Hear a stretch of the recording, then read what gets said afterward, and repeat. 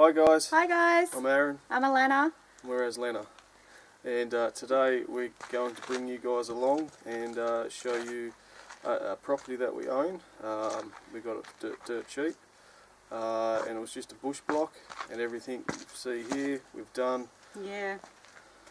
It's been a few years hard work, hasn't it? So far. So just little bits at a time, baby steps towards our own self-sufficient off-grid cabin, I suppose. Yeah, that's exactly right. In Australia we call it a shack, but yeah, I suppose Americans would call it a cabin. It's completely off-grid. Yep. Yeah, we've got our own standalone water supply and solar power and the generator to use when we need to.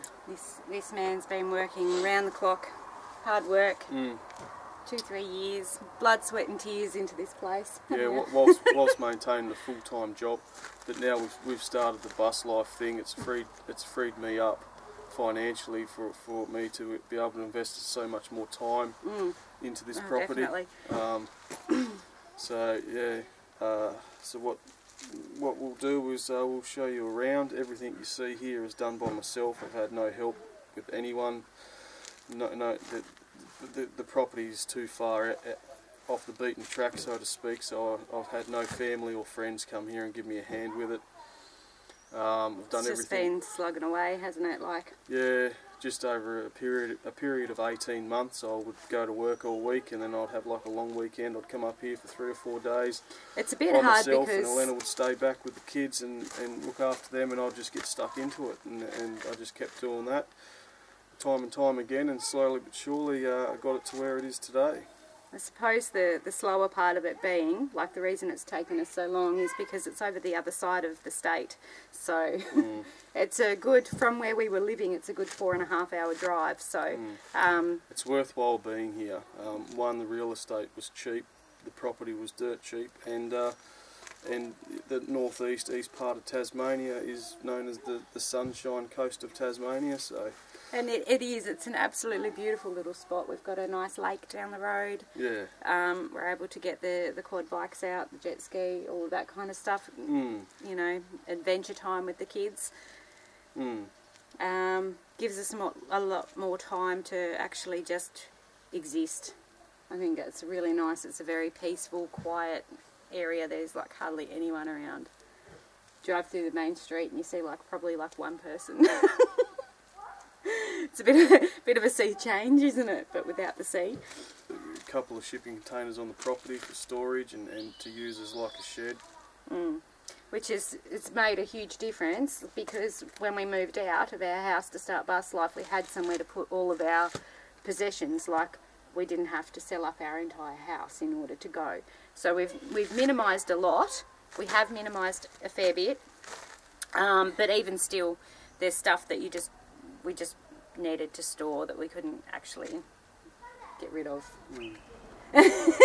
So it's nice to have it in a nice, safe place. Things like your child's first cot mattress, and we use the same cradle for both of our children, and the mattress is, you know, they didn't suffer from SIDS or anything like that, so we find that mattress is like a lucky charm.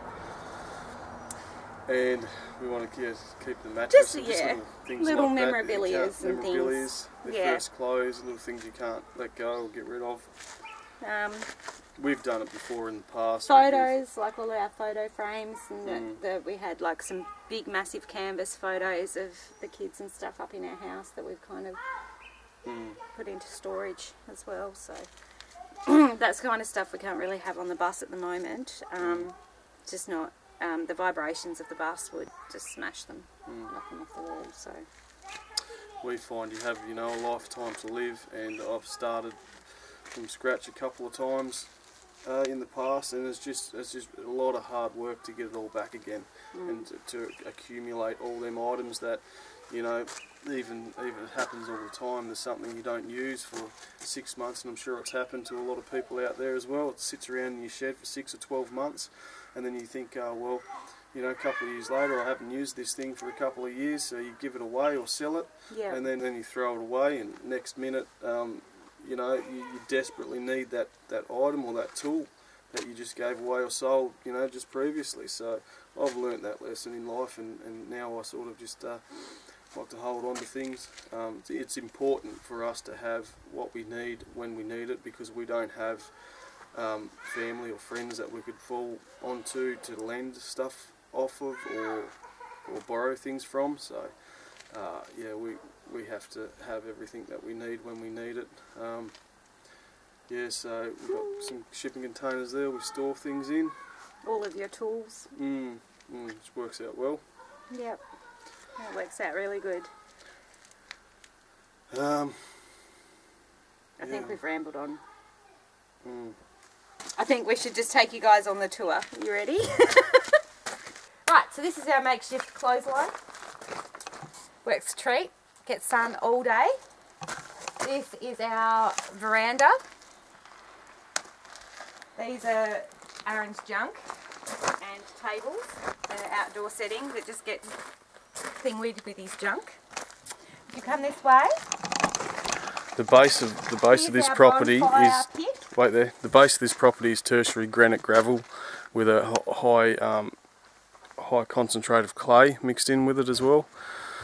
So through winter you just drag clay and gravel and shit everywhere, all over the property. So as you can see, the tables are full of it. Kids like to make mud pies and stuff like that. Gets traipsed inside as well. There's Noah now playing cliffhanger. Yeah. He needs help. Daddy to the rescue. Oh my gosh, that's better. You're having the same problem as me. What are you doing up there, mate?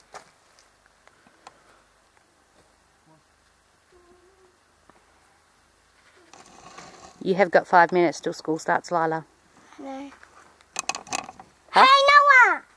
Daddy rescued you like he rescued me last time I was up there. But I'll actually... I'm a really, really bad camera person, so Aaron's probably not going to even include this footage. So it took me a while to realise that I had a tripod. Okay, so I'm in playing stick. yeah. I need to. Okay, there you go. So, where do you want me to go? This is our bonfire pit. We have to burn this probably tonight. Tomorrow night, next time we're down here. There's Pride Rock with the generator. Pride Rock generator. Our other two vehicles. This one here is a spare solar system setup. It's our emergency backup. So we've got one solar panel, 2 deep cycle batteries. As you can see, if you want to look up the hill there, we've got some footings in place at the moment that we've just got to finish off to install 4, how many? 5, 6. 6 solar panels right across the bank there, because that gets all day sun. Hey guys, look! This is what we do. We climb this mountain. And it's fun, and Daddy put a rope up here so we stop slipping. Okay, now, did you want to come inside? So we've got 4 solar panels sitting down here that we're just about to clean and get ready to mount up onto the footings. So we'll have 6 in total here, and we'll have 5 in total on the bus. So you want to come inside.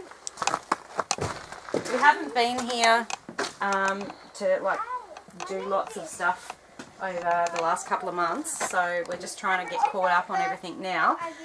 This is our kitchen area, so we've got a massive table, we've got the big cooker there, it's got a 5 burner on the top, and it's also got a gas and electric oven underneath. So you can use either or, gas or electric for the oven, but pure gas for the top 5 burners. Yeah, and this is the table where I put all the food. This is Aaron's tool shelf. If you come inside, so we haven't finished lining the walls in here yet. That's on our next jobs to do. This here, because we haven't been here, we've had it covered over, but that is all of our wardrobe for the shack. All our shoes, ladders. If you want to come this way, I've got, in here we've got our composting toilet.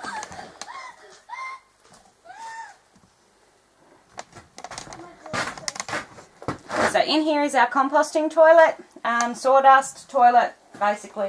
Still got to line that. Now in here we have our shower, which has got the rain shower head, all waterproofed. Everything's ready to go. We've got a Bosch hot water system, the instant gas hot water. We've got our laundry trough and our washing machine, which is pretty handy because while we're on the bus and on the road, if we're coming to and from the shack, we can just bring our washing here, fire up our generator, do our loads of washing, peg it out on our makeshift washing line. Now, that leads us through to... This is the shoes off section. Oh, you take yours off, I'm not taking mine off. I've got boots on. So,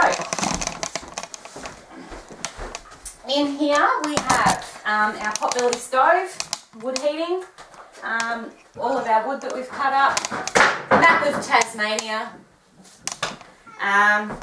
We've got tongue and groove floor down at the moment.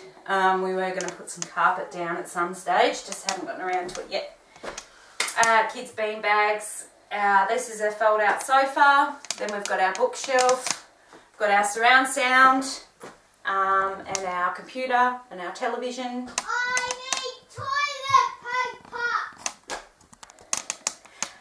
And no one needs toilet paper.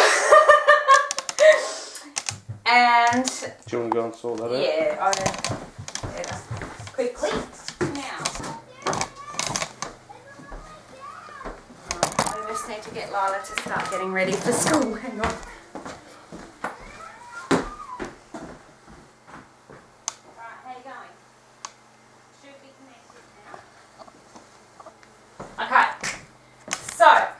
We did television, that stuff, yep, all good.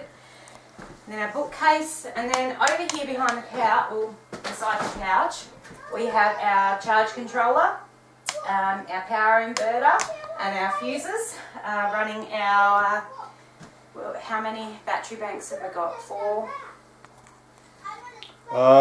There is a, this is 3, 6, 12, 2 amp batteries all up. Yeah, so it's 12 about, 2 amp batteries. It's about 2,200 amp hours. Yeah. Yeah, so that's what we've got running this place at the moment, as well as like backup generator and the other batteries as the backup. Now, then you walk through to our caravan, which is hooked onto. So when we built this, we started off with the caravan. Aaron's then built this room onto the caravan, haven't you? And then we've taken the caravan door out and we've square set the doorway, so it just leads straight into the caravan. Now in here we've got all of our food storage, all of our cupboards, sink, benches to prepare. Now we actually started renovating this caravan. When did we start doing that? That was probably 7, 8 years ago. So when we bought it, it was like 1960s style, very, what was it? I suppose like everything was yellow and green, like the old school caravans were. Retro, that's the word. Yeah, it was extremely retro. So what we've done is we have come in and we gave it all a very good sandbag. Comes Lila to do her schoolwork. So what are you doing, Lila? Integrated studies. Integrated studies. Blah, blah, blah. What does integrated studies involve, honey? What are you studying in integrated studies? History and geography. Can you speak clearly, please? History and geography. History and geography. And so you're doing integrated studies through what, e-school?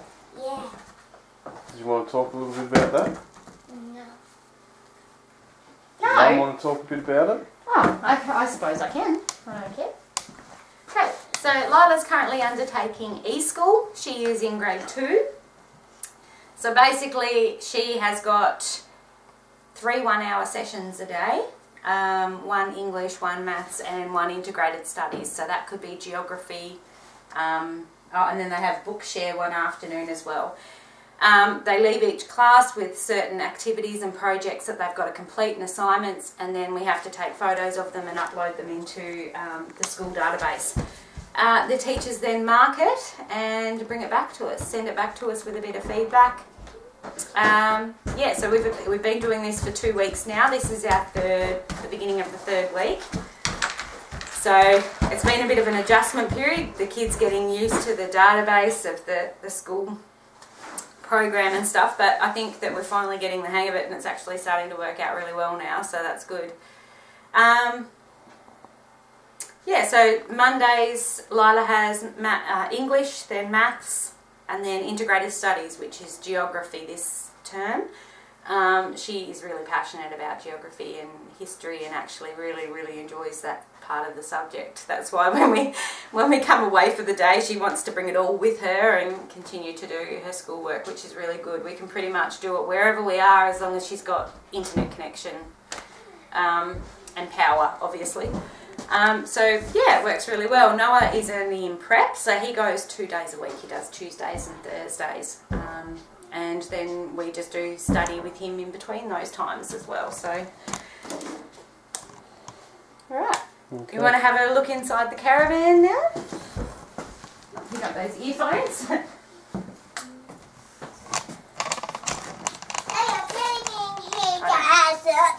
Okay, so this is inside the caravan. So as you can see, we have like our cupboards, which got our plates and stuff in it, and then in these guys over here is our pantry, so we've got all our canned food in that one. This is a lift out table that Aaron made all by himself and designed. So it actually has a stick that's here somewhere that pokes into a hole underneath, and that holds the table in place perfectly where it's meant to be. It's a pole, not a stick. And then it can just flop back down for storage. Open this space right up. So yeah, and then we've got a fridge. Got another electric cooker in here that we actually do not use and have never used. So we're in the process of maybe thinking about getting rid of that so we can actually utilise that bench space a little bit more. All of the curtains in here I actually made by hand with black thick block out curtains. So they're all the way around the caravan. So these are bunk beds that Aaron has built. At the moment we don't have a mattress and stuff on here because it is the middle of winter and it is freezing in the caravan to sleep. So we've actually all been sleeping in the other lounge area, and we just use this to kind of store stuff in at the moment, just because being winter it's actually far too cold. So the next step for us here is these are the nice colour theme, the blue and the yellow, orangey yellow colour that was throughout the caravan when we first bought it. So we've done a lot of like greys and blacks and silvers and whites and that kind of colours because I just think it's a bit of a more of a modern kind of look. So these are the next things to get ripped out because it's a bit of an eyesore in here. We obviously need to do a little bit more tidying up in that area and working out where we're going to put things, and the bunk beds haven't been completed yet either, so there's still a little bit more work to be done, but we are getting there.